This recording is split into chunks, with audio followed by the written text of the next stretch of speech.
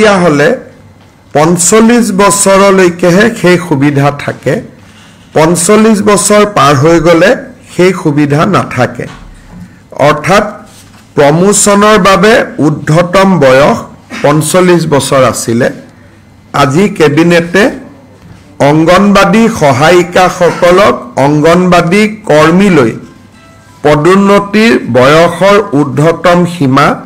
45 বছৰৰ পৰা 50 বছৰলৈকে বৃদ্ধি কৰে ইয়াৰ ফলত ৰাজ্যৰ বহু কেইটা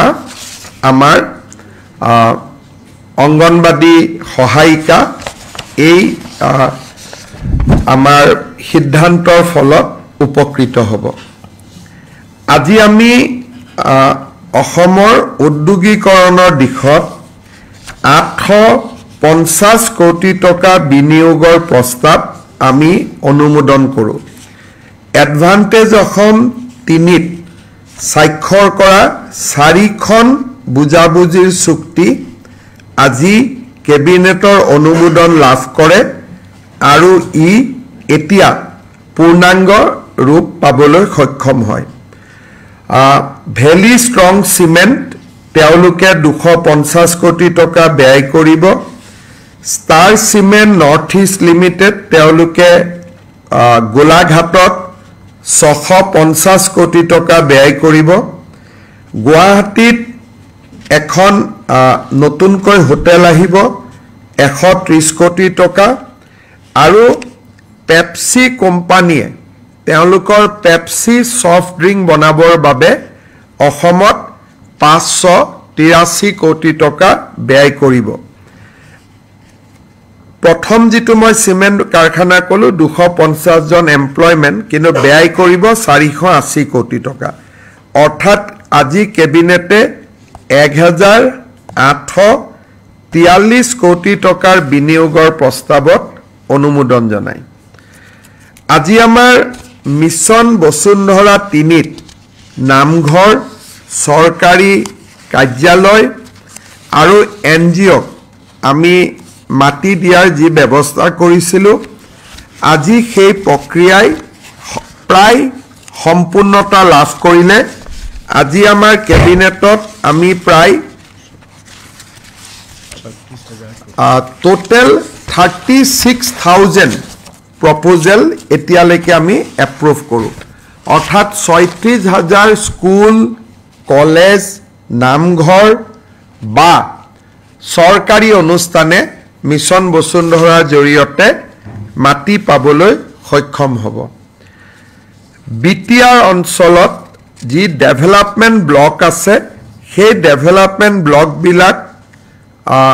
ৰিঅৰ্গানাইজ কৰাৰ বাবে বিটিআৰ প্ৰশাসনে প্ৰস্তাৱ দিছিল আজি আমি সেই প্ৰস্তাৱসমূহ অনুমোদন কৰো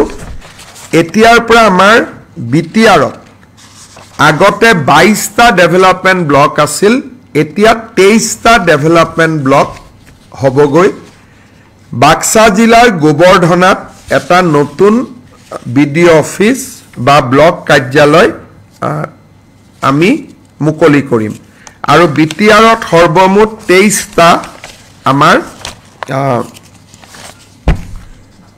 বিডিও কাৰ্যালয় কাম কৰিব অসম ফৰেষ্ট প্ৰটেকচন ফোৰ্স আৰু ফ্ৰন্টলাইন ফৰেষ্ট ষ্টাফক ৰেশনৰ বাবে আমি মাহত 2000 টকা দি আছিল যেহেতু পুলিচে ৰেশনৰ বাবে 2500 টকা পায় সেইবাবে আজি অসম ফৰেষ্ট প্ৰটেকচন ফোৰ্স আৰু ফ্ৰন্টলাইন ষ্টাফক আমি ৰেশনৰ বাবদ দিয়া 2000 টকা 2500 টকালৈকে আমি বৃদ্ধি কৰো আৰক্ষীৰ সমপৰ্যায়লৈকে আমি লৈ আহো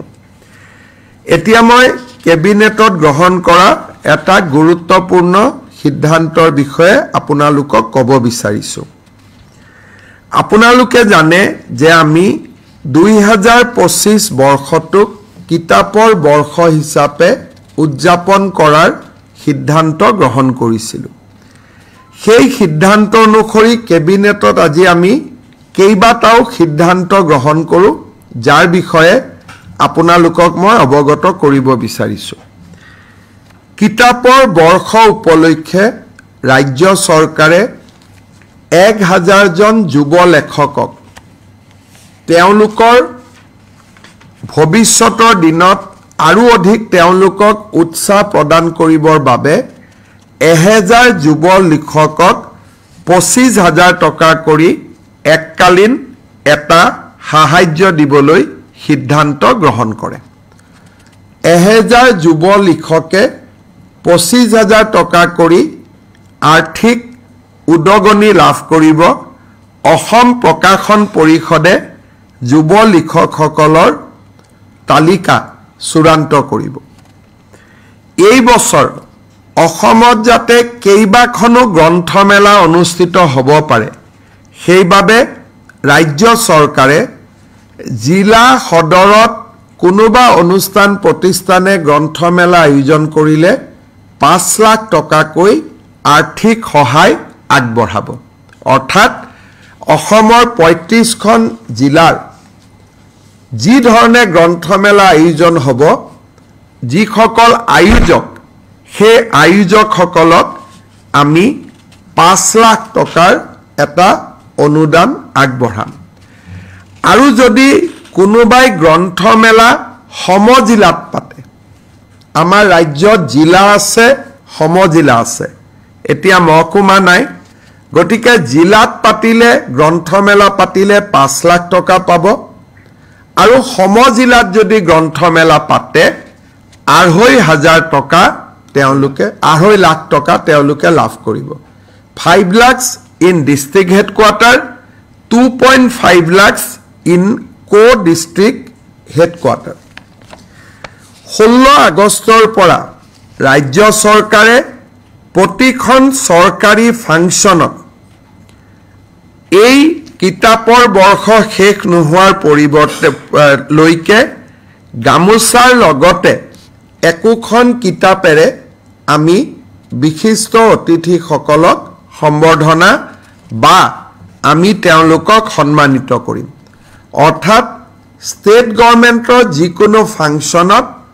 অতিথিসকলক গামোচাৰ লগতে একোখন কিতাপ উপহাৰ দিয়াটো অনিবাৰ্য হ'ব ইয়াৰ পিছত ৰাজ্য চৰকাৰৰ যিমান কৰ্মচাৰী আছে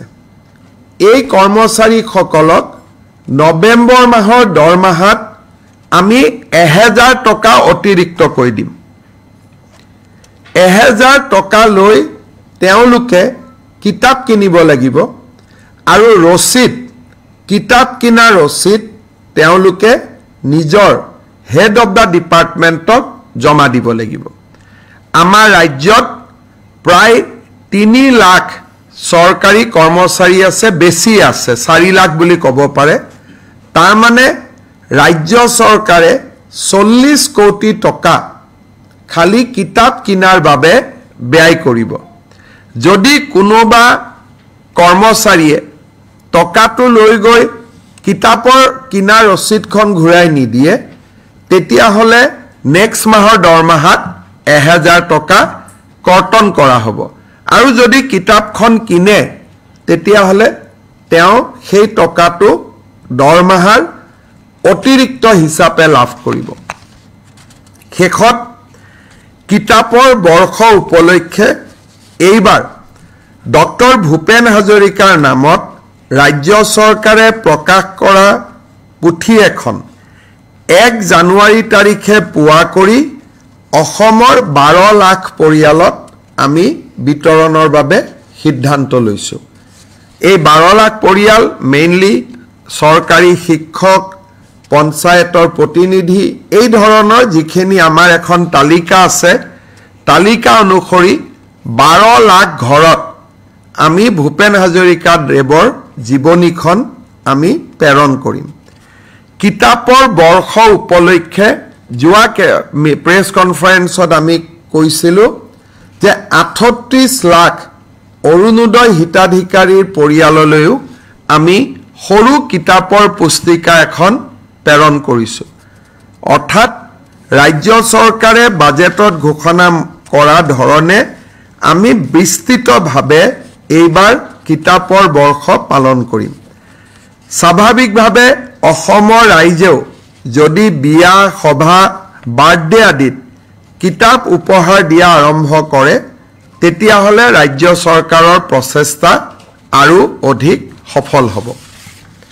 শেষত আমাৰ কেবিনেটত আজি আমাৰ ৰাজ্য চৰকাৰৰ 6টা সায়েন্স সেন্টাৰ মাজুলী ডিফু কলিয়াবৰ শিলচৰ আৰু আমিনগাঁও আৰু বঙাইগাঁও নিৰ্মাণ হৈ আছিল ইয়াৰ বাবে প্ৰয়োজনীয় অতিৰিক্ত 178 কোটি টকা কেবিনেটে আজি অনুমোদন দিয়ে কেবিনেটৰ একেটাই সিদ্ধান্ত আছিল আপোনালোকে যদি কিবা প্ৰশ্ন আছে আপোনালোকে নিশ্চিতভাৱে কৰিব পাৰে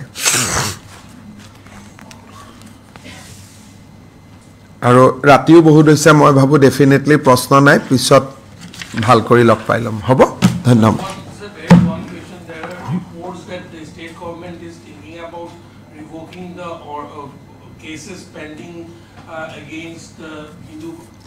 State government has not issued any direction except what has been there already in CA. So if any cabinet decision is taken, I always come and share with you. So no special decision has been taken, but Citizenship Amendment Act itself provides security and protection to the people who entered into India prior to 2014. So that is the law and case is in the Supreme Court. Unless Supreme Court strike it down, that is the law of the land. So for that no special cabinet decision or no special decision is required. We have taken 2 cabinet decisions for the Koch Rajbangshi and Gorkha people. Ami cabinetot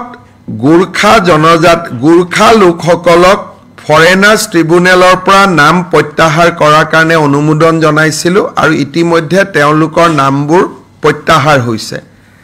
কেইদিনমান আগতে আমি কেবিনেটত কোচ ৰাজবংশী লোকসকলৰ বাবে আমি বিদেশী ন্যায়াধিকৰণত থকা গোচৰসমূহ উদ্ৰ কৰাৰ কাৰণে আমি অনুমোদন জনাইছিলো সিদ্ধান্ত লৈছিলো সেই বিষয়ে আমি আপোনালোকৰ ওচৰত এই কথাখিনি প্ৰকাশো কৰিছো বাকি পাকিস্তান বাংলাদেশ আফগানিস্তানৰ পৰা যি সকল মানুহ আহিছে 2014 চনৰ আগত অহা মানুহখিনিক নাগৰিকত্ব আইনে নিজেই সুৰক্ষা দিয়ে ইয়াৰ ওপৰত ৰাজ্য চৰকাৰে নতুনকৈ কিবা কৰাৰ কোনো প্ৰয়োজন নাই স্যাৰ মিয়া সন্দৰ্ভত আজি ডক্টৰ জিন্দুৰে এখন সংবাদমেল পাতি কৈছে যে মিয়াসকল আমাৰ বন্ধু মিয়াসকলক কাটা মানে গছজোপা মুখৰদাই কাটি মই বাবু হিৰেন গোহাঁই ডাঙৰীয়াৰ ওপৰত বয়সৰ বহুত ডাঙৰ হেঁচা পৰিছে আৰু বয়সেতো কাকো ক্ষমা নকৰে মুকু ক্ষমা নকৰিব গতিকে তেখেতৰ সুস্বাস্থ্য আৰু দীৰ্ঘ জীৱন মই কামনা কৰিছো কিন্তু জুনে মিয়াসকলক অসমীয়া মানুহৰ বন্ধু বুলি ক'ব পাৰে তেওঁৰ মতিভ্ৰম হোৱা বুলি ক'ব লাগিব আৰু সেই ক্ষেত্ৰত কোনো অসমীয়া মানুহে ইয়াক নিশ্চিতভাৱে সমৰ্থন নকৰে হিৰেন গোহাঁই ডাঙৰীয়াই যি ধৰণৰ কথা কৈছে যে মাৰোৱাৰী বিহাৰী মানুহখিনি আমাৰ নহয় মিয়াখিনি আমাৰ শুনিও বেয়া লাগিছে আৰু শুনি মই হজমো কৰিব পৰা নাই আৰু বিষয়টো মই পঢ়া নাই মই ভাবি লৈছো যে এইটো হিৰেন গোহাঁই কোৱা নাই তেনেকৈ মনত এটা আত্মসন্তুষ্টি লাভ কৰি তাক অলপ বাহিৰ কৰি থৈ দিছো মনৰ পৰা বাকি এইটো কোনোবা যদি ব্যক্তিৰ জ্ঞান আৰু বিবেক যদি সক্ষম হৈ থাকে এনেকুৱা কথা কেতিয়াও ক'ব নোৱাৰে গতিকে মোৰ কেতিয়াবা মনত সন্দেহ হয় যে হিৰেন গোহাঁই ডাঙৰীয়াই নিজে এইবোৰ লিখেনে কোনোবাই লিখি দিয়ে Sir, one question. The Assam Legislative Assembly PSC committee has set up an inquiry regarding a building in Dima Hasao that was coming in news, wherein an orphanage was converted into a hotel. Sir, can you please clarify? So we do not interfere in the matters of Dima Hasao. You must understand that they are the tribal body. They have the full authority, and Assam Legislative Assembly has no right over inquiry over any 6th schedule area of Assam. they can be investigated only by their own public accounts committee. So those who do not know the system of 6th schedule, they put question of 6th schedule to the chief minister. 6th schedule are autonomous, 6th schedule are independent. We do not have any control except law and order in the 6th schedule district.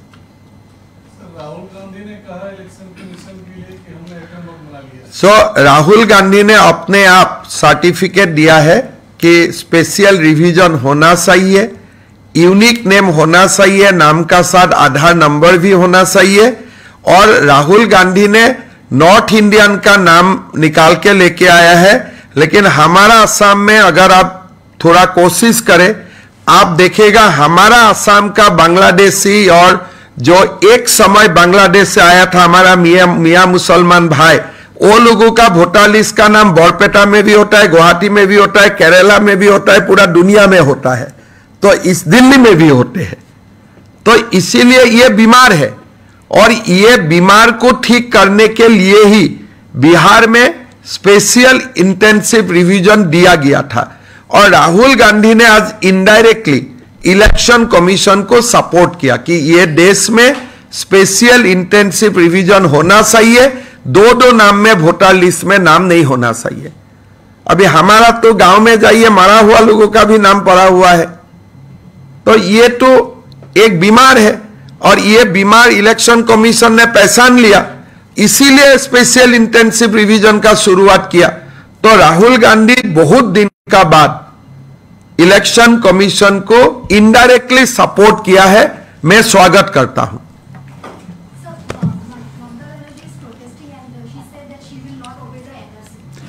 So who has asked her to obey the